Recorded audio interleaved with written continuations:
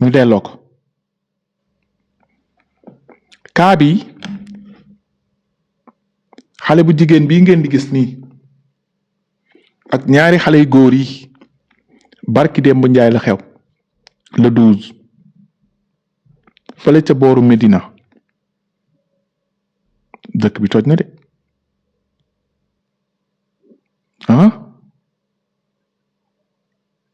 xale bu jigéen bii wane ginnaaw nii ngeen di koy gis te mu wane ginnaaw nii dafa am jëkkër mu ngi sëy nii am juróomi doom mu bàyyi jëkkëram ca kër ga daa di ànd ak benn far bi ci otom di dem di tambaambaalu ji di doxantu ci ba ñu ñëwee ba booru Medina beneen waa ji jékki-jékki gis gelam bi moom it kii gelam la mu ne waa foo jëm xale bu jigéen bi ne ko maa ngi ñëw mu ne ko doo dem wàccal oto bi te xamul oto boobu mu nekk kooku tamit faru xale bu jigéen bi am jëkkër la mu ne ko maa ngi ñëw mu ne ko wàccal oto bi daal di koy poñe daal di koy pes xale bu góor bi doon dawal oto bi daal di wàcc jàkkaarloo xale bu góor bi muy ñaari faru xale bu jigéen bi mooy ñaari yambar yi borom lu ñuul li ak borom kee ñuy jàppante ñoom ñaar di dóorante ndax lan ndax jigéen bi nga xam ne ñoom ñaar ñëpp seen ay gelam lañu mais jigéen bi dafa am jëkkër ba ñu dóorante mbir mi doyul ñu joxante rendez-vous corniche départ dem corniche ca Kokoya xeex foofu dóorante ay barre de fer ba ay certificat médical am si xale bu jigéen bi moom kanam bee toj ñu jàpp leen ñoom ñëpp police point E yóbbu leen procureur léegi nag police moo bind lii nag balaa ngeen naan Kaliphone bàyyil xaabi sutura police a ko bind gis ngeen police a xaabi sutura bi du Kaliphone gis ngeen police Sénégal moo xaabi suturaam du man de damay bañ ngeen naan Kaliphone bàyyil xaabi sutura police Sénégal moo ko def seen page Facebook police Sénégal mu ni déferment de 3 individus pour coups et blessures volontaires, risques, violences et voies de fait adultère. Le commissariat d'arrondissement du Point E a procédé ce jour à la présentation au parquet de 3 individus, dont une femme, pour coups et blessures volontaires, réciproques, risques sur la voie publique, violences et voies de fait et adultère.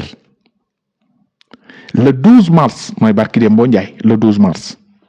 ci weeru koor gi les éléments de la patrouille du service ont été informés d'une violente altercation se déroulant sur la corniche ouest. Sur les lieux, ils ont procédé à l'interpellation de 2 hommes mooy ñaari yambari en situation de risque ainsi que une dame les accompagnant. L'enquête a révélé que le premier mis en cause transportait à bord de son véhicule sa compagne, une femme mariée mooy femme bi nga xam ne dafa am jëkkër am juróomi doom waa jële moo ko doon yóbbu ci otom faram la waaw kay moo tax ñu ne la l'enquête a révélé que le premier mis en cause transportait à bord de son véhicule sa compagne, une femme mariée. À leur arrivée à la Médina, un second prétendant de la dame a surgi pour l'agresser physiquement, giflé. Une première bagarre a éclaté entre les 2 hommes avant qu'ils ne soient séparés par des tiers. Loin de se calmer, les 2 protagonistes se sont donné rendez-vous sur la corniche pour poursuivre l'affrontement avec d'armes, ainsi de suite. Les 2 hommes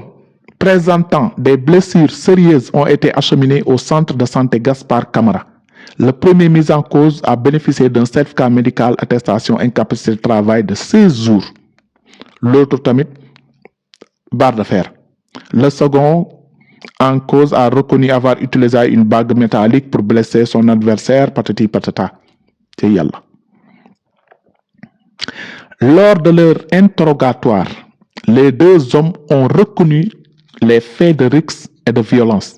Quant à la dame, elle a admis sans embâche entretenir des relations suivies avec ses 2 amants, confirmant ainsi le délit d'adultère. À l'issue de la période de garde à vue, le trio a été déféré ci kanamu monsieur le procureur. maanaam ñun ñi sunu nasaraan leerul ma faram-fàcc ko ci kàllaamay olof.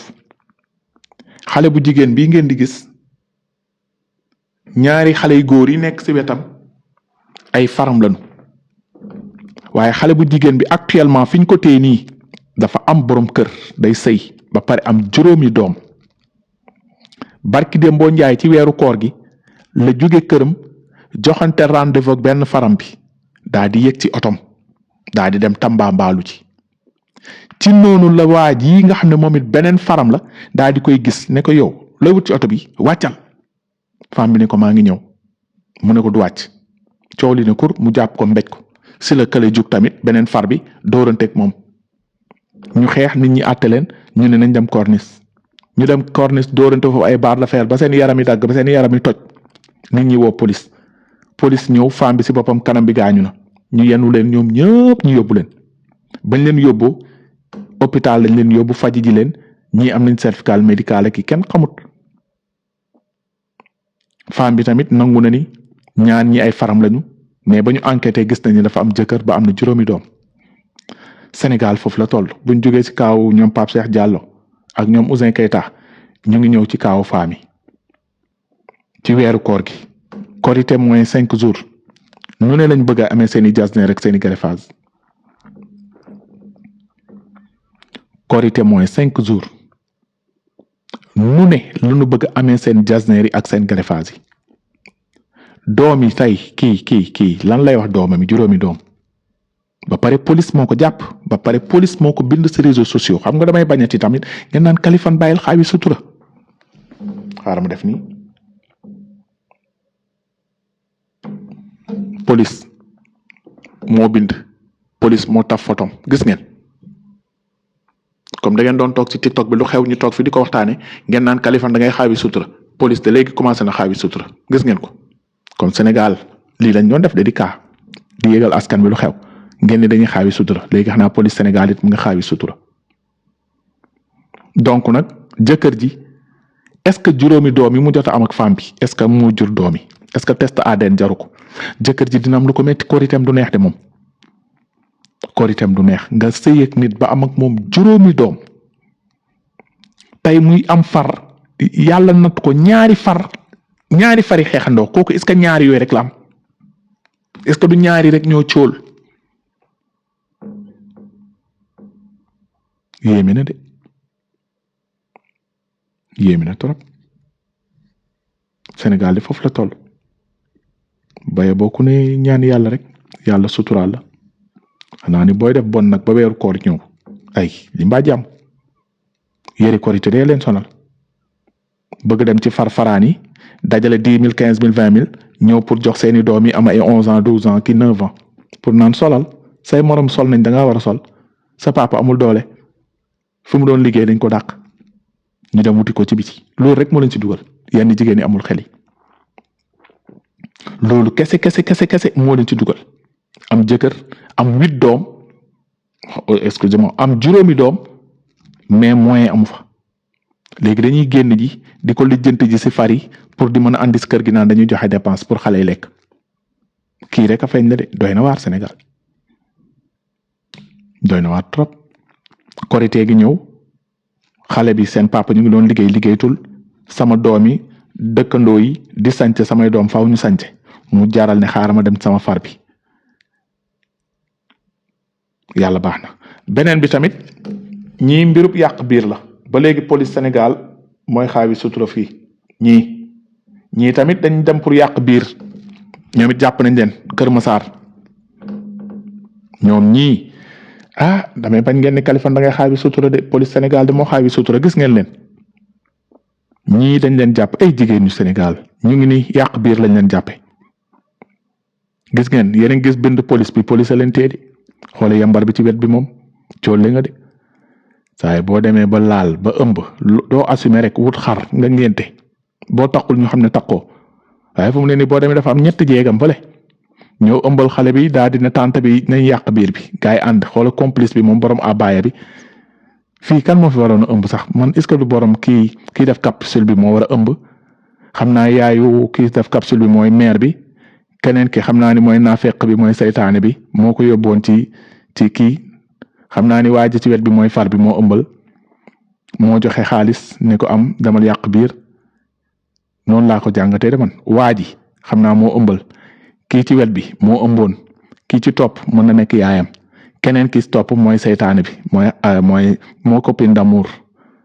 moo koy yégal ne ko mère Njaay day yàq ëmb daal di koy yégal yaayam ne ko waa nañ dem def ko sutura doo xaawi sama sutura mukk ci dëkk bi léegi jàpp nañ leen de waaw jàpp nañ leen moo nekk nii police Sénégal ba léegi rek police Sénégal mooy xaawi sutura man xaawi wu ma sutura gis nga police Sénégal ko bind pasam gis nga ko daal di dugal photo gis ngeen parce que bu njëkk nii lañ doon def dañ doon am kaa ñëw taf fii wax ngeen naan bàyyi leen xaawi sutura yàlla day suturaal nit ngeen di léegi de police Sénégal mooy xaawi sutura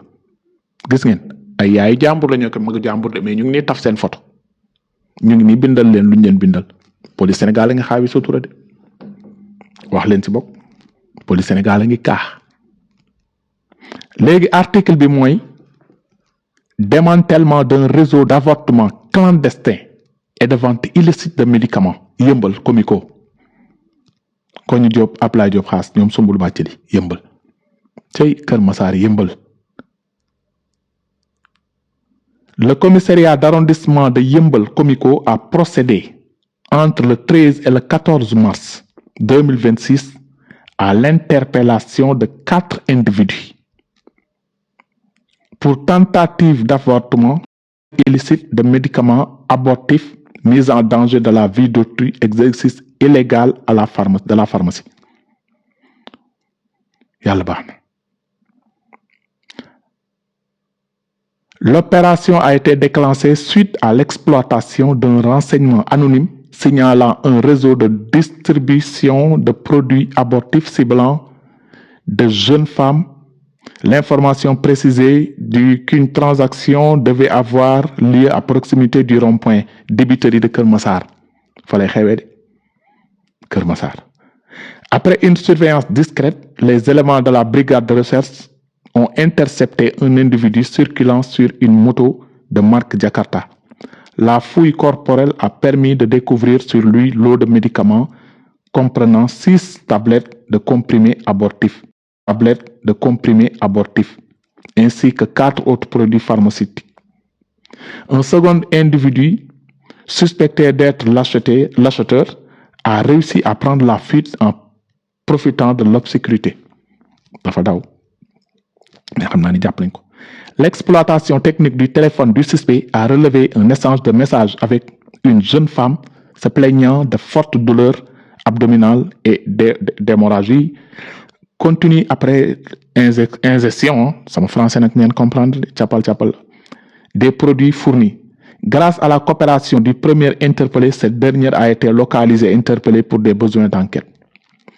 La poursuite des investigations le 14 mars 2026 a permis de démanteler le reste de la cellule avec l'arrestation de 2 autres femmes dans le secteur de Malika et de Mbao. Introsées sous le régime de la garde à vue, les mises en cause sont passées aux aveux. L'un des principaux acteurs du réseau a révélé s'approvisionner dans un marché clandestin à Dakar sur les conseils d'un contact établi sur les réseaux sociaux. L'analyse des téléphones portables saisis confirme l'existence d'une structure organisée facilitant avortement clandestin parti pata. Donc mu ngi noonu sunu français jagut maanaam ñett xale jigéen yi ak waa ji dañ leen jàpp ci mbirub yàqum biir ginnaaw ba ñu déggee ni que am na kuy jaay garabu yàqum biir xam naa rek daam ku leen signalé donc nag ca booru Kër Massar waa ji ñëw ak cag-cagam bu ko police yi jàppee ñu palpe ko fekk ci moom garab yoo xam ne garab yi di yàq biir yi la jamono jooju ki naroon jël garab yàq biir yi kooku dafa daw parce que lëndëmoon na institut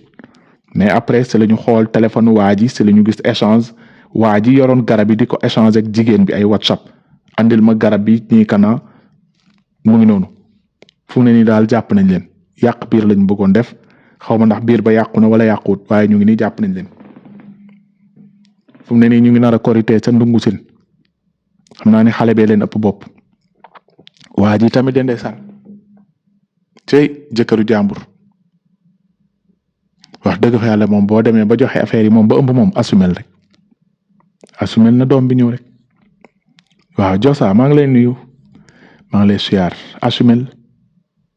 waaw doom bee leen ëpp bopp ndeysaan xoolal mère bi rek boo demee da doon woor de ngay woor di yàq biir ki nee na kaay ma jox la affaire bu garaaw Kër Massar Kër Massar lu nekk fan donc ki doon woote léegi gis naa message am mais heure bi dafa guddi cas kenn du ko traité noonu nee na Kali c'est important c'est un cas une fille qui s'est fait kidnapper et voler xaw ma lan 1,5 million au Sénégal je t'appelle demain pour développer ok vas-y d'accord donc mu ngi noonu ki ma doon woo léegi woo na ma ne ko 4 heures du matin nag du ma si jël téléphone mais nee na ma